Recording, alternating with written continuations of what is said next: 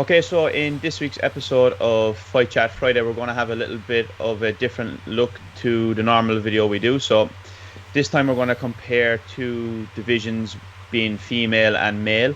So we're going to try keep them similar in weight divisions. So we're talking 62 kilo female and 63 kilo senior male. So we're just going to have a little look at the contrasts in maybe things like distance, shot selection, and a few more other areas. So, Adrian, do you just want to talk through some of the clips that we might have? Yeah, so when the idea came through to have a look at a male versus female contrast kind of thing, well, the first thing was we're thinking styles vary so much, like within an individual weight class, or say just male, over time, that we really had to look at it as a snapshot in one time period. So we've gone to the World Championships in 2017 because we have a lot of footage from there. And so everybody who's in the clips is sparring within 2-3 days of each other. So it really is kind of a contemporary snapshot for where everyone was at that period in time. And we've looked at about 7 or 8 different fights out of the two divisions. So I think we've kind of focused on Rostik Ivanchuk sparring against Reuben Williams.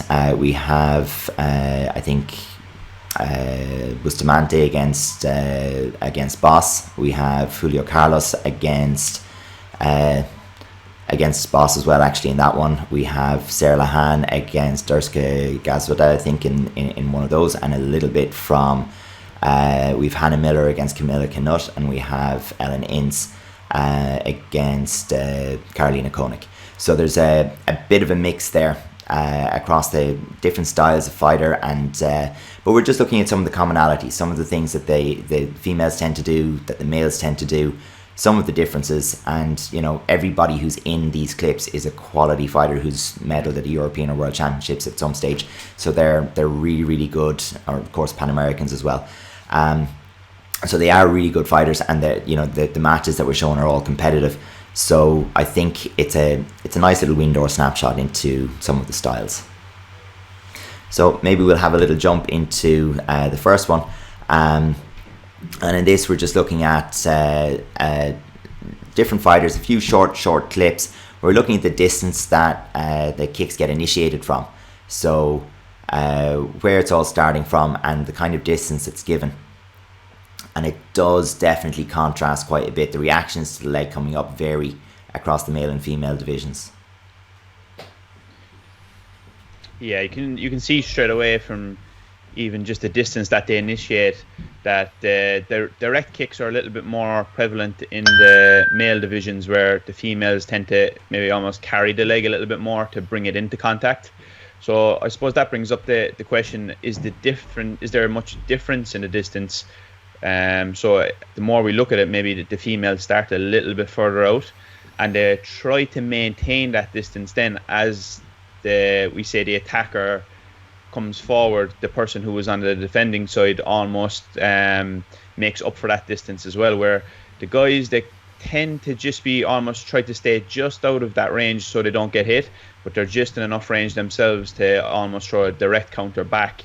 So they're a little bit more comfortable just out of range, whereas the females tend to kind of almost compensate the range that was taken by the person who initiated. Yeah, definitely. And I think one of the things that you will notice a little bit is that for anyone, male or female, if you want to pick up the leg and carry it and you want to avoid being countered directly, one of the things that you might do is start just a little further back so you can get up your leg initially for the first kick and not be really at risk of a direct counter, and then just use your carry to get in closer. And I think the girls go to that a little bit more often than the guys do. I think there's a little less variation in the distances for the first kick, the first intention. So it does also mean that because the leg is already up and it's coming from that longer distance, I think the girls have less opportunity to interact with it right away, because once the leg's already up there and pushing at you, it's a little bit more difficult to pick that shot to throw into the leg. Whereas if you can attack the leg as it's coming up, as the shot is being developed, you have a better chance of actually getting that counter on. So the girls tend to give a little bit more space and almost, I don't want to say wait their turn, but they're looking to be the one that initiates and follows up, rather than the one who's waiting for something to happen. So they'll take the space, and then they'll create their own opportunities, I think. Yeah, definitely. And I think you can see it in the male division as well. They're almost looking to use their leg if they can score it from the initiation shot, well and good. Whereas the females are almost settling that, okay, this is just to get me into range and get me into distance. Yeah, for sure. So I think we can have a look at a particular feature here of the girls' side of the game, is that carrying into hands and how successful it can be as a strategy. Just because that rhythm develops, doesn't it? Where, you know, if I pick up and you move back, I know I'm bringing my leg down and you're probably going to come back at me. But if I can push a little stronger, or if the person doesn't move back at the right distance, it does give you the chance to get into hands, and you have momentum behind you at that stage to where, you know, you're able to put on that bit of pressure. Absolutely. And one thing that the female division here especially is very good at is, once they get a run on you, it's almost impossible to stop, you know. And so whoever gets that starting point and gets off to a good start and gets you on the back foot is usually the one who can pick up a nice couple of scores there. And you can see that in these clips here. Once somebody gets a run, that's it. It's very difficult to stop them, because they're quite strong, and the girls, I think, tend to have a better body position than the lads when it comes to punching. And we can see that almost their initial kicking techniques would be more like a yapdolya technique. Yeah. Whereas the lads are almost a little bit more side kick. And I think that makes a difference then in the foot position, which allows the girls to get a lot of momentum once they get going. Yeah, the body position can often be a little bit higher with the girls as well, as they're coming forward with, you know, carrying the leg. So whether, you know, not everybody has better mobility or great mobility, but they do have it. And the big thing is, like, the girls will generally, if they have that advantage getting into hands, they're going to be able to finish with that turning kick. And there's a great example from Camila in this one coming up, but like, to where that's where the extra bonus scores are coming from. And, you know, if you can get yourself in there and put that turning kick on the end, it's a 2-point or a 3-point score and at least one card. That, you know, is just such a huge advantage, you know, because things can be quite level, you know, and when you're trading with hands, it's rare that you get a very big return on the scoreboard if there's an engagement like that with a trade. But once you can actually put that finishing shot like this on the end of it, it's like, well, okay, that gets it very, very, very clear. Yeah, and that's kind of what we were talking about earlier, of the girls are using their initial techniques, I suppose, to get into that contact, to set up those follow-on shots. Whereas with the guys, it's a little bit more of, if they can score on their way in, they're going to take that opportunity.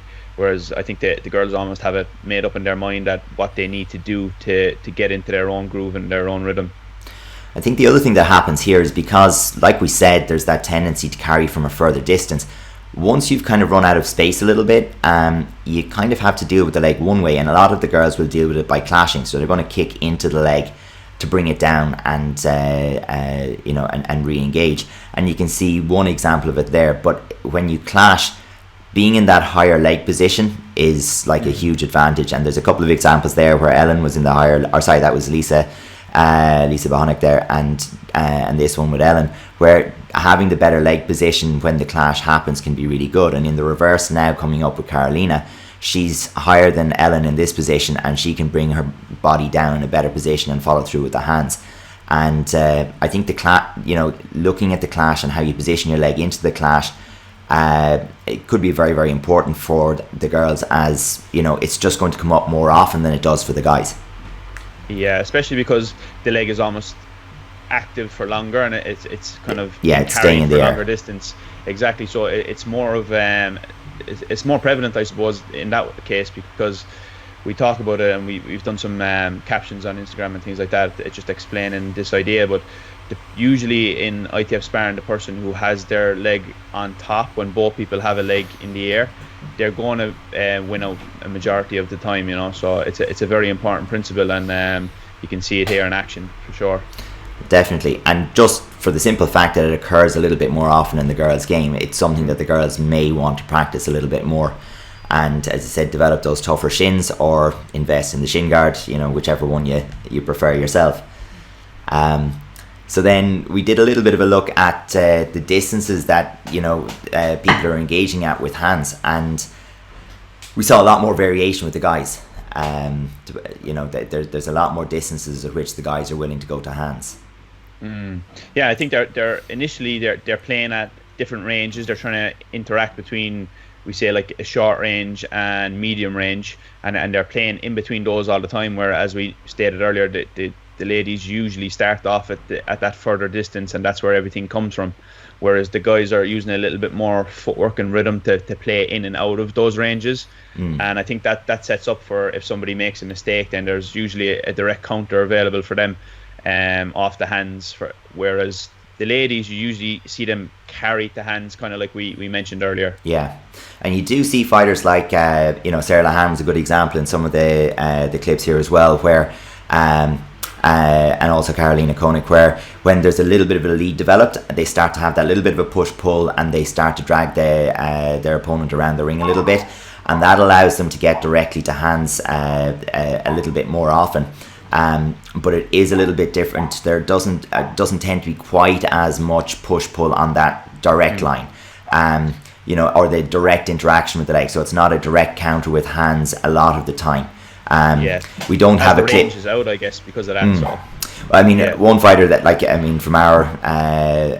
from our country, who does directly counter legs very, very well, but not in this division, is Jenny Lehane. And Jenny will step through a kick with a backhand very, very frequently and gets a lot of return on that. But it's not as common. It's not something that we see very, very, very often. So, in the matches that we watched in this division, that wasn't a particular thing. Whereas you'll see the guys here, and this is probably a good example, directly counter the leg as it's coming up. It's meeting it in the middle, and you can only do that if your range is closer. Yeah, and I think that's it. You hit the nail on the head. It's due to the range is why that usually doesn't happen. Because even if you do think of Jenny there, it's almost not a direct counter in terms of it's the first shot she goes, but she tries to break the rhythm of the lead leg, where it's like 1, 2, 3, and she tries to find the gaps in between those kicks. Whereas the guys, just because they're a little bit closer, they can go just here. You see it, where if they're just out of range and then they can push again, that's an opportunity for the guys to go direct with the hands. Yeah, and I think the other one then that's coming into the female game a lot more recently, I think, but has definitely not been a feature of it for the last, say, 3 or 4 years, and around the time of this competition, is the direct blitz from range.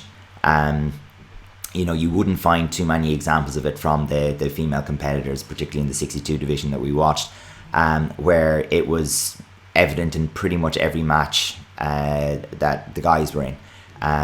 So, an engagement like that directly from range with hands, whether it's more often as a direct attack rather than a counter attack, but it wasn't as common on the girls' side of things, but we've definitely seen that emerging more recently. And it kind of, because of that, different patterns emerge in terms of attack and counter attack. So, it allowed fighters to play, or we say on the female side of it, to anticipate, well, if you leave your distance just a little short as you move back from that front leg, it means that your opponent is probably going to fall into their natural rhythm and follow with hands, which means a back kick or defensive side kick at that point in time is hugely valuable. Or even if you just set your feet and pivot off the line with a hook, you can really change the direction of the match that way as well. And just because that's the rhythm that tends to happen. Whereas with the guys, maybe it's more of a case of there's the kick drop go again, and you'll see that quite a few times. We go back to kind of the distance or the carrying from the legs.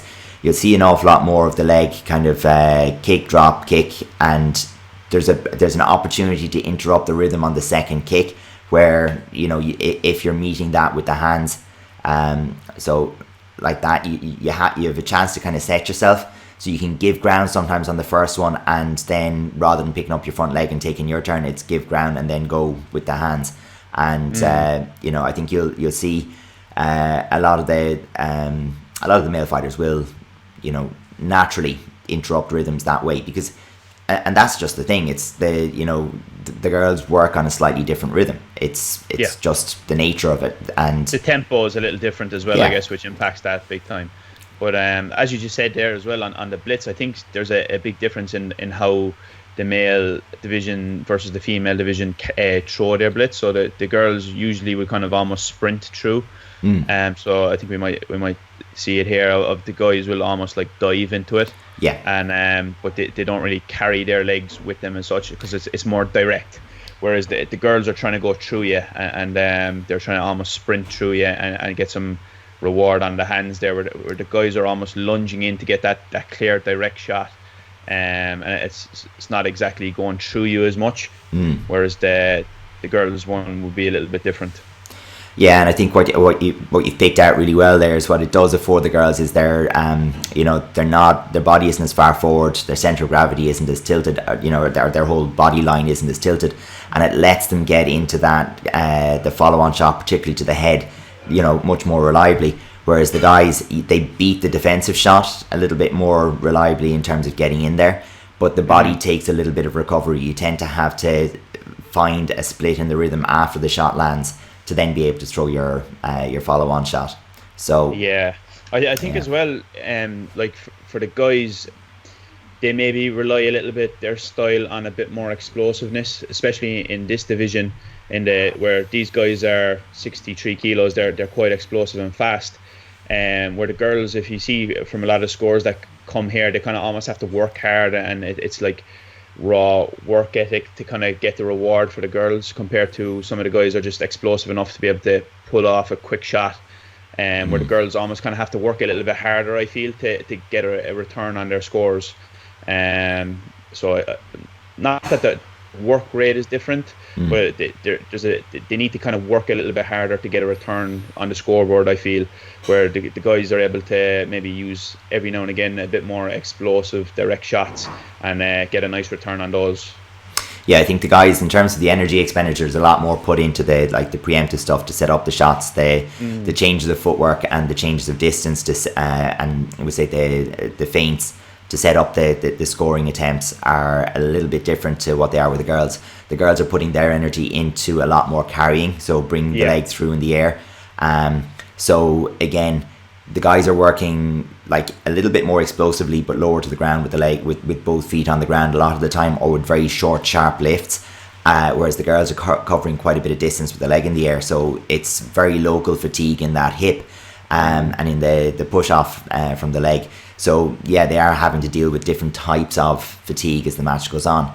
So often the guys will get a little bit slower and their rhythm breaks down later in the match, whereas the girls, the leg doesn't come up as quickly, as fluidly, or the push isn't as far forward.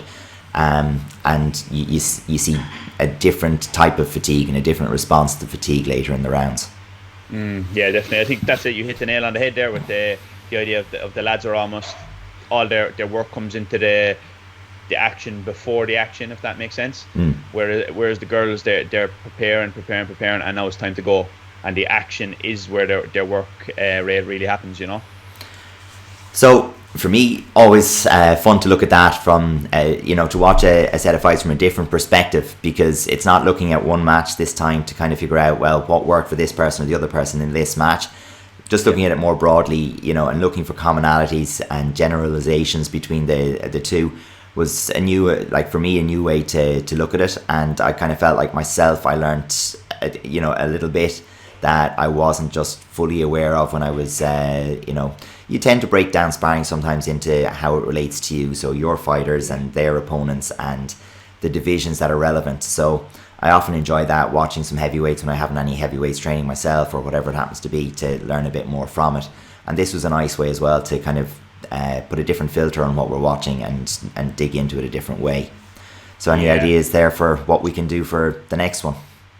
Yeah, so like in terms of just what was common and some things that were different, we pulled out a few things that were different, but I think one common thing across both of these divisions was the action. Like, they were pretty action-packed divisions. True. Where there's not much hanging around there. They're always looking to get to work and get the job done, whether it's, as we said, in that actual action of throwing shots or the action of pulling, pushing, footwork, feint, etc. So both of these divisions are similar in, we say, numeric weight, but they're definitely action-packed ones for sure. So shot selection, I guess, would probably be a little bit different, where the girls would usually focus on that front leg, hands, and the turning kick, like we kind of pulled out, where we've seen a few different shots from the lads, some back kicks and 360s and things like that. So some differences, but definitely some similarities as well. So yeah, it was interesting. For sure. So we'll leave it there for this week, and so hopefully for next week we can have a nice topic or a nice fight. And as always, very open suggestions, so send us a message, Facebook, Instagram, or any way that you can find us, and we'll definitely look into something new for next week.